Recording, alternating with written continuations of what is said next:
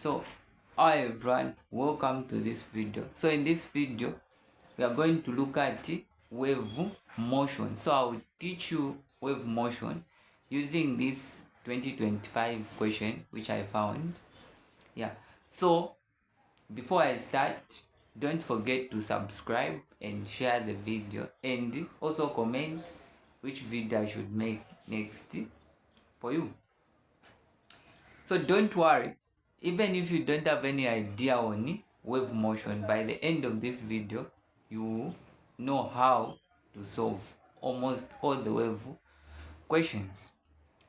So the first thing you need to know is, of course, the definition. So what is a wave? So basically a wave is a disturbance that carries energy.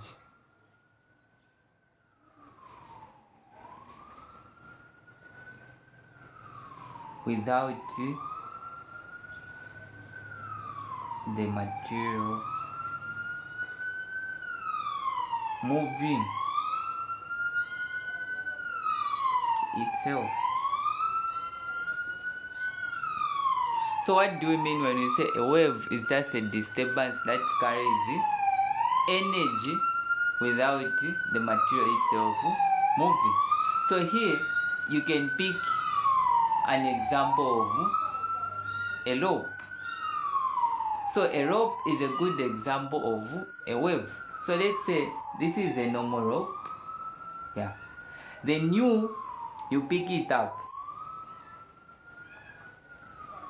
Then you start disturbing the rope by moving it up and down. So when you start disturbing the rope will start forming waves like this. But remember, the rope itself, it's not moving, but the energy is moving.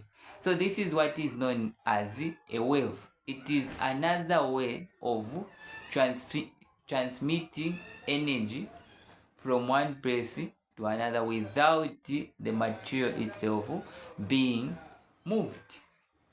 So again I repeat, a wave is another form of energy transfer where the material itself does not move but creates what?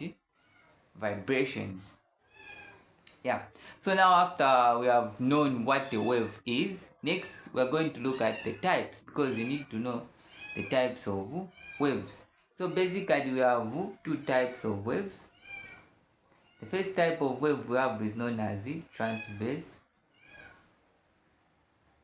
and the second one is known as longitudinal.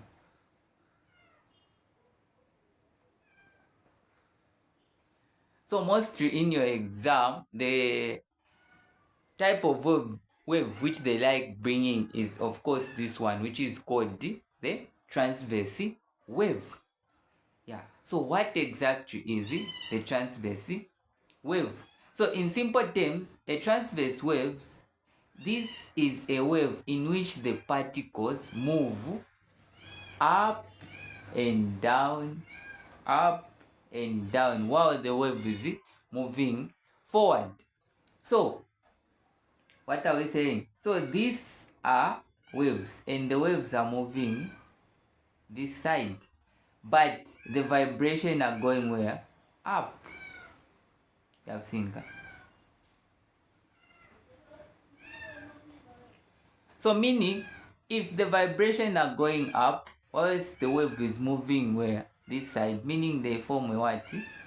A right angle triangle. So this, a transverse wave, is a wave in which vibrations of particles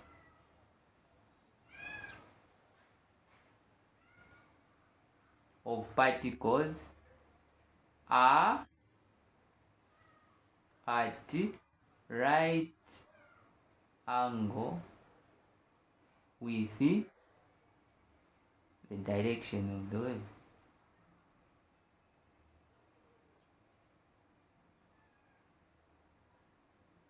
So remember, this is very, very important. So we are saying that a transverse wave is a wave in which what? in which the vibrations, so these are called vibrations, yeah, the vibrations move up and down, up and down, whilst the wave is moving in the straight line. Yeah, so this is what a transverse wave is. Then when we talk about longitudinal wave,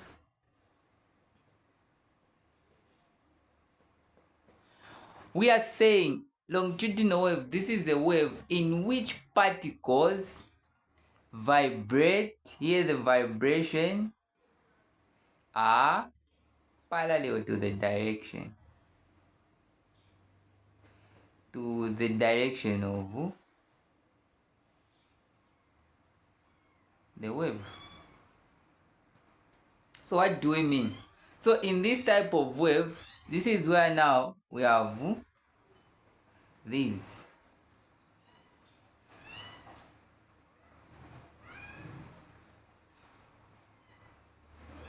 So we are saying that in this type of wave, longitudinal wave, the vibration are produced parallel, meaning in the same direction as the movement of the wave. So that's the difference between a transverse and the longitudinal. So after knowing what a transverse wave and longitudinal wave, we are going to look now in details a bit about about the transverse waves, because there are some terms which you need to understand when you are talking about a transverse wave. Yeah, so what are those terms, or what are those terms associated with a transverse wave you need to know before we calculate the question? So stay with me. Okay, so now that you have known the two types of wave, we are going to look at the transverse wave, our main focus for this topic. So the transverse wave, as I told you, it looks like this. So yeah, this is how vibration moves. So this is a transverse wave. This is known as distance, and this is known as displacement.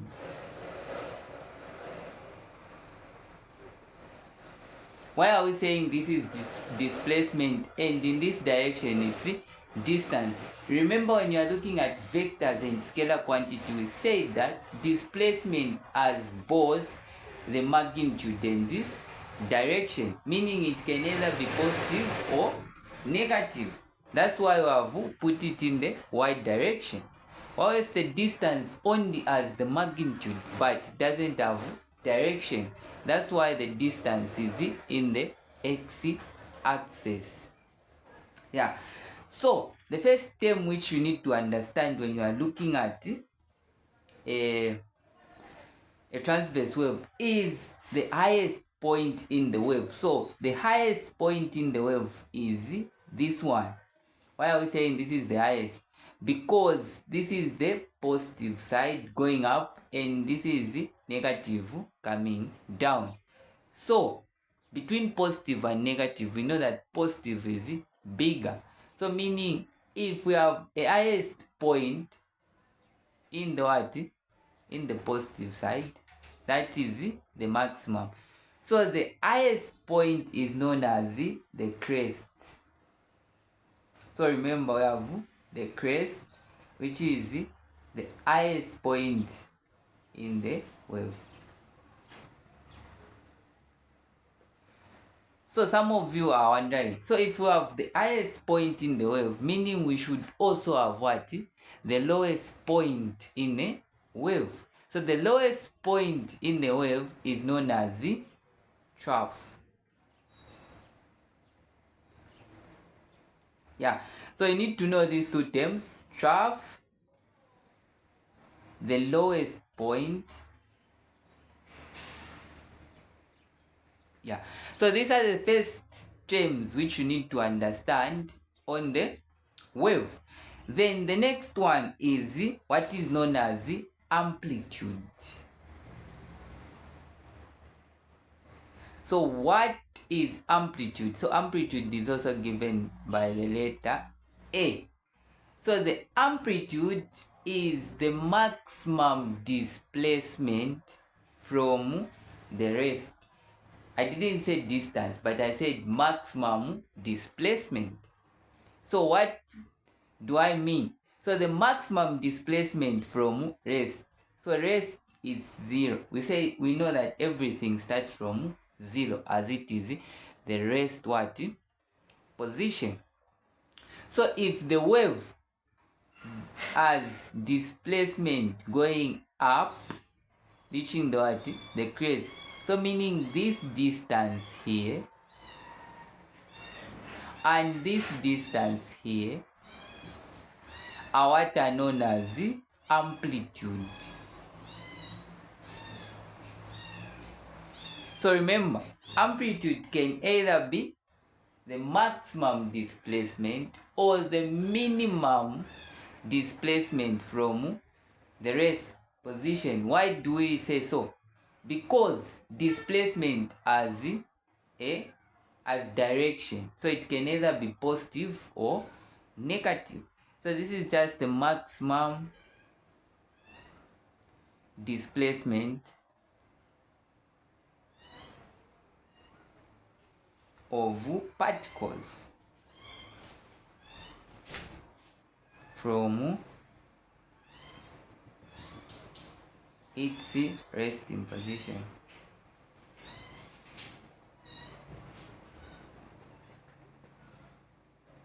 Yeah. So now that you have reached this part, meaning we have solved one question, which is saying define the amplitude. Yeah. So defining our amplitude, we can just say amplitude is the maximum distance of particles from its resting position.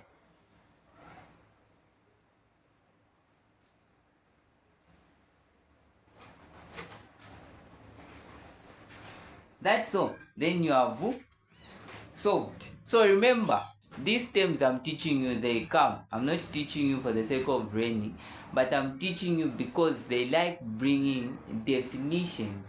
Sometimes they can say identify the crest on the diagram. So you need to pay attention to the diagram. Yeah. So the next thing we are going to talk about is the wavelength. So what is the wavelength?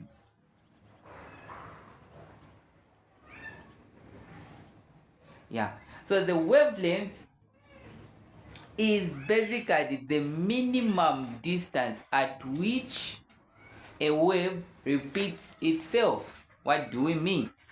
So a wavelength is the minimum distance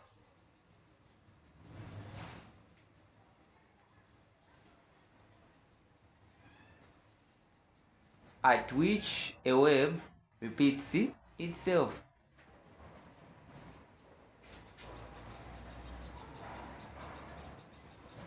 What do I mean? So we have here in the y, remember it's displacement, then distance is this side.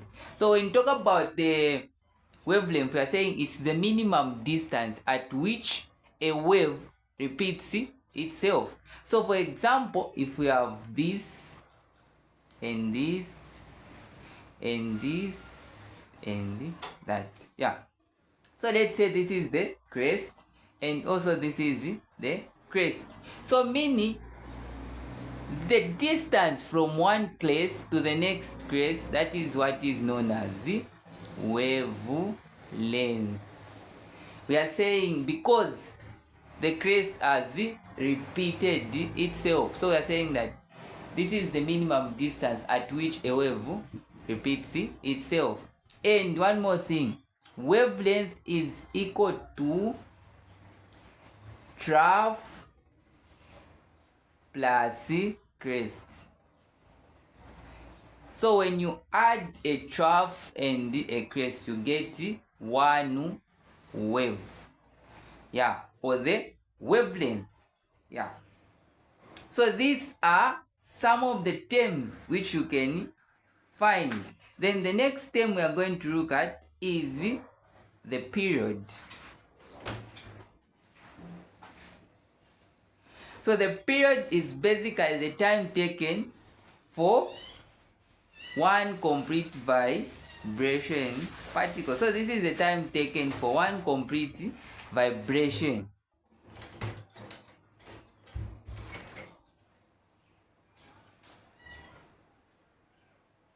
Complete vibration. And period has two formulas. Yeah, basically it has three if we add the others. Yeah, so period, as I've told you, it is the time taken for one complete vibration. Yeah, I'll show you the formulas when we reach to the part 4 formulas. So now we have frequency. What is the frequency? So frequency is basically the number of waves produced in 1 second. So number of waves produced in 1 second. Yeah. So these are the terms which you need to go through. Make sure you revise, make sure you know them from your heart for you to get good marks on what? Wave motion. Yeah. So the next thing we are going to talk about is the speed. Yeah, so that we can calculate the next question. Yeah. Yeah, so our final term, which I almost forgot, is the speed. So what is the definition of the speed of a wave? So the speed of a wave is the distance traveled by the wave in 1 second. Yeah, so this is the distance traveled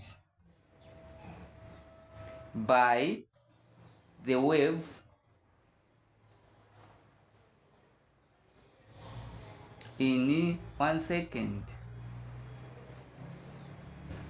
Yeah, and it is given by the formula V is equals to frequency times the wavelength. So F is the frequency, for those that don't know,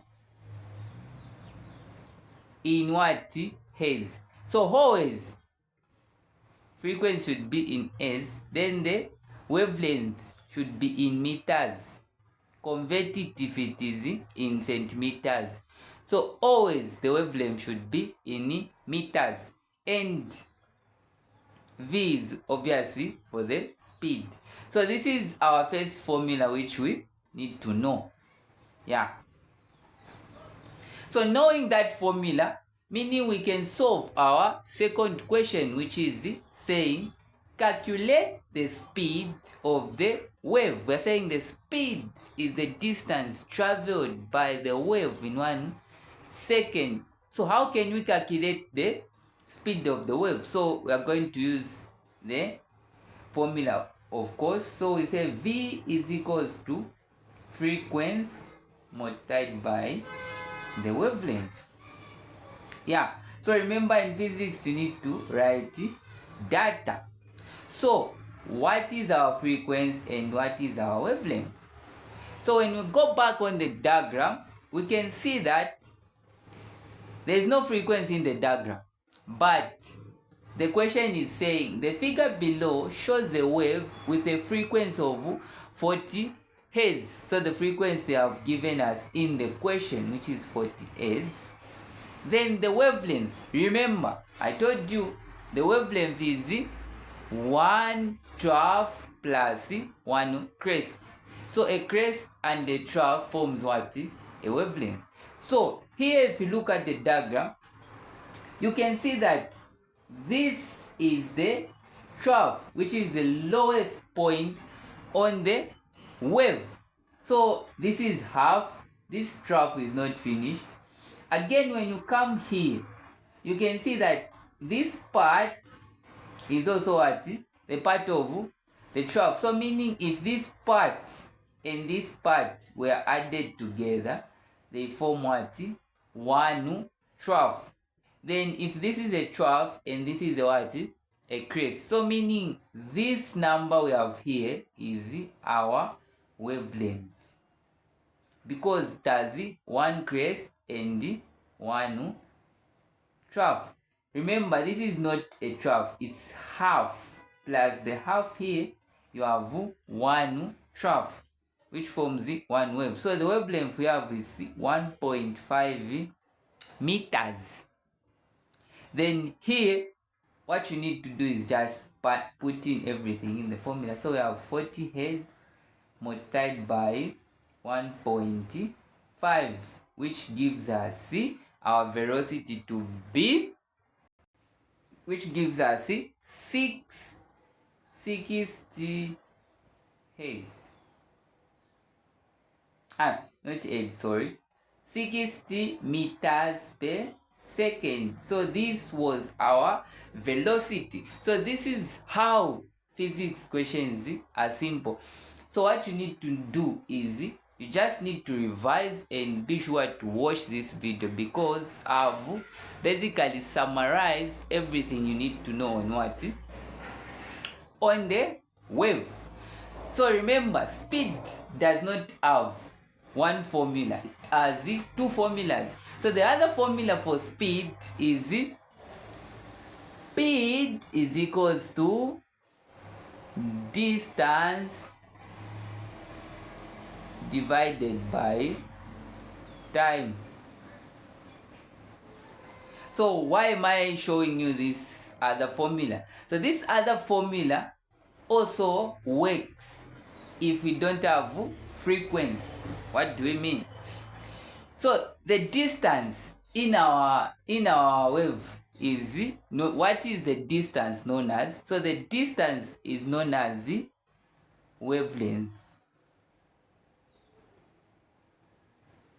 So I've shown you that the wavelength follows the what? The distance. Then the amplitude follows the displacement. Yeah. So if the distance we have is wavelength, then the time which we have should be what? Period. Because we said period is the time taken for one complete vibration. Yeah. So a wavelength represents one wave, and the period represents the time taken to produce what? One wave. So that's where this formula is coming from. So which means our velocity is wavelength divided by period. Yeah. So this is our other formula for speed. Yeah. So the final part which we need to solve for this question is the period. So most of you can solve for the what? For the period. How? Because we have the frequency. Oh, let me show you now the So we have the period. So the formula for period is given by period is equals to the time taken divided by number of oscillation. So this is the first formula for what? For period. Then the second one is period is equals to 1 over frequency. Then the final which is most important is period is equals to wavelength over speed. Yeah. So let me explain where this formula is coming from. So this formula for period is coming from the formula for speed. So in other question, you won't be given frequency. So when you don't have frequency, but you have the wavelength and the speed, you can calculate the what? The period. If you don't have the speed, but you have the frequency, you can calculate also what? The period. If you don't have the frequency and the velocity, but you have time and number of oscillation, you can use this formula. So don't worry, I'll show you in my next video on how you can solve using all these three formulas. So in our question, since we have the frequency, we are going to use this one. So you say period is equals to 1 over frequency, and 1 over our frequency is what? 40, which gives us, so you get 0.025 seconds. So remember, period is in seconds, velocity meters per second, speed, those formulas. So this is where my video ends. So be sure to subscribe for more videos.